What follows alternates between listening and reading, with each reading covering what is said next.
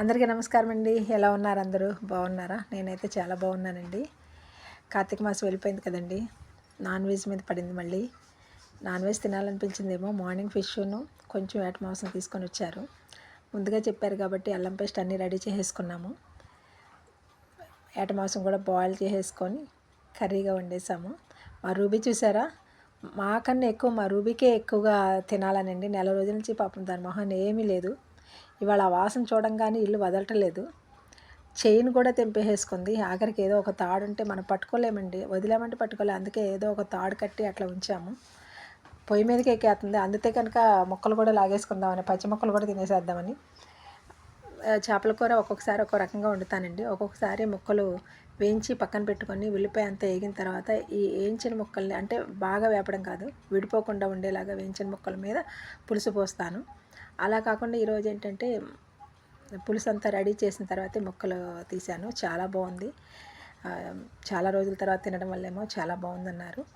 నేను చెప్పేది ఏంటంటే ఫస్ట్ నేను నాన్ వెజ్ 10th క్లాస్ వరకు మొదలు పెట్టలేదండి.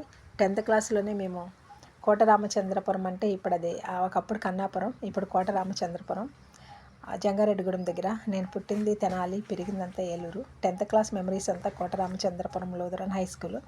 అక్కడ సంత ఉంటుందండి. కూరగాయలు ఏమి దొరకవు. వారానికి ఒక్క రోజే బుధవారం. అప్పుడు మేమున్నప్పుడు, అప్పుడు మా అమ్మగారు అక్కడ టీచర్గా చేసేవారు ఐటీడీఏలో. అక్కడ ఉన్న లూథరన్ హై స్కూల్లో చదివాను నేను.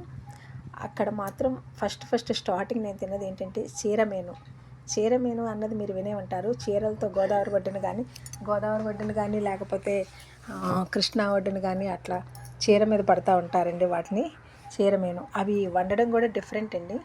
చీర వేసి పట్టి ఒక పెద్ద గిన్నెలో తెస్తారు. గ్లాసు రూపాయి అనేవారు అప్పట్లో, అంటే 35 years బ్యాక్.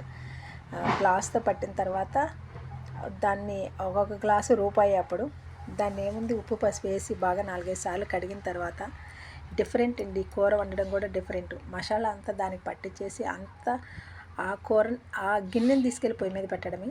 మనం నూనె కారం ఎక్కువ పట్టుద్దండి, నూనె ఎక్కువ పడుతుంది. ఈ అల్లం పేస్టులు వాటికన్నా కూడా ఎల్లుల్లిపాయ, ధనియాలు, జీలకర్ర అలాంటివి మాత్రమే నూరుతారు. కావాల్సినప్పుడు ఎల్లుల్లిపాయలు కూడా వేసుకుంటారు. మీరు ఎవరైనా తినాలి అనుకుంటే కనుక ఒక్కసారి గోదావరి ఒడ్డుకి కానీ లేకపోతే ఎక్కడైనా అవి తెప్పించుకోండి. నేను ఫస్ట్ నాన్ వెజ్లో తిన్నది చికెన్, మటన్ ఇవేమి కాదండి. ఫస్ట్ తిన్నది చీరమీను. అప్పటి నుంచే ఈ నాన్ వెజ్ ఇది మొదలుపెట్టాను. మీరు ఎవరైనా అది తినండి. చాలా డిఫరెంట్ కర్రీ అండి, చాలా బాగుంటుంది. ఒక్క ముద్ద మనం నోట్లో పెట్టుకుంటే